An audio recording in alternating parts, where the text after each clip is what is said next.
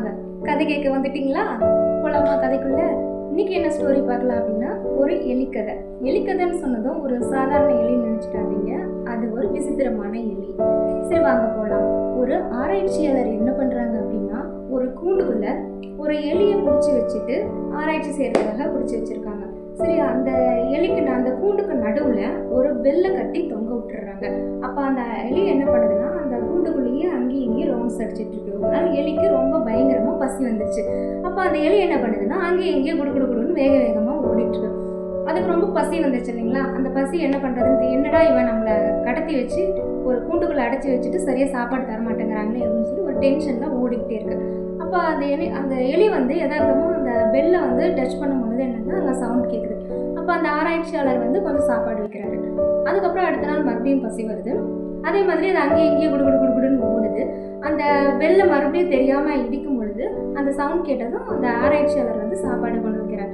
அப்போ அந்த எலி என்ன நினைக்குது அப்படின்னா, இந்த பெல்லை எங்கேயாவது அந்த பெல்லை டச் பண்ணிட்டு ஒரு சவுண்ட் கேட்கும் போது மட்டும் நம்மளுக்கு இங்கே சாப்பாடு கிடைக்குது அப்படின்ற ஒரு விஷயத்தை புரிஞ்சுக்கிட்டு அந்த எலி என்ன பண்ணுதுன்னா, தனக்கு பசிக்கும் போதெல்லாம் அந்த பெல்லை வந்து அடிக்கும் போதெல்லாம் அவர் வந்து என்ன பண்ணுறாருன்னா சாப்பாடு வைக்கிறாங்க.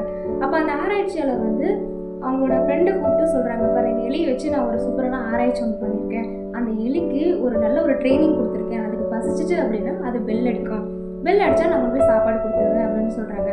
அதே மாதிரி அந்த எலியை பெல் அடிக்குது. அவர் முன்னாடி அவர் சாப்பாடு வைக்கிறாங்க. நீங்கள் ரொம்ப சூப்பரான ஆள்ப்பா, எலிக்கே இவ்வளோ அசால்ட்டாக அழகாக அப்படி கொடுத்துருக்கீங்க, ஒரு எப்படி ட்ரைனிங் கொடுத்தீங்க அப்படின்னு சொல்லிட்டு ரொம்ப அழகாக பாராட்டிட்டு போயிடுறாரு. அப்புறம் அந்த எலி கூண்டுக்குள்ள புதுசாக ஒரு எலியை கொண்டு வந்து விடுறாங்க. அந்த புது எலிக்கிட்ட அந்த பழைய எலி சொல்லிச்சோம், உனக்கு பசிச்சிச்சு அப்படின்னா இந்த பெல்லுக்கு ஆட்டைனா மட்டும்தான் உனக்கு வந்து சாப்பாடு கிடைக்கும். அந்த முட்டாள் ஆராய்ச்சியாளருக்கு நான் அப்படி தான் கற்றுக் கொடுத்து வச்சுருக்கேன். நான் தான் ட்ரைனிங் கொடுத்துருக்கேன். அவருக்கு எப்படி சாப்பாடு கொடுக்குறதுனே தெரியல. நான் ரொம்ப பசியில் இருந்தேன். அப்போ தான் இந்த பெல்லை போய் ஆட்டிக்கிட்டே இருந்தேன். அந்த பெல்லை எப்போல்லாம் சவுண்டு கேட்குதோ அப்போல்லாம் அவர் வந்து சாப்பாடு கொடுப்பாரு அப்படின்னு சொல்கிறாங்க. அவ்வளோதாங்க. இந்த எலி என்ன நினைக்குதுன்னா, நான் தான் புத்திசாலி, இங்கே நான் தான் அவருக்கு சயின்டிஸ்ட்டுக்கு எப்படி சாப்பாடு கொடுக்கணுன்ற ஒரு விஷயத்தையே கற்றுக் கொடுத்தேன் அப்படின்னு சொல்லுது. அந்த சயின்டிஸ்ட் என்ன சொல்கிறாரு, இந்த எலிக்கு பசிச்சா எப்படி சோறு கேட்கணும் அப்படின்ற ஒரு ட்ரிக்ஸை நான் தான் கற்றுக் கொடுத்துருக்கேன் அப்படின்னு சொல்கிறாங்க. ஸ்ட்ராட்டஜி அப்படின்றது அப்படிதான், ஒவ்வொருத்தருக்கும் ஒவ்வொரு வேல தாட் இருக்கும் இல்லைங்களா? ஸோ இந்த ஸ்டோரி உங்களுக்கு பிடிச்சிருந்தா ப்ளீஸ் சப்ஸ்கிரைப் பண்ணுங்கள்.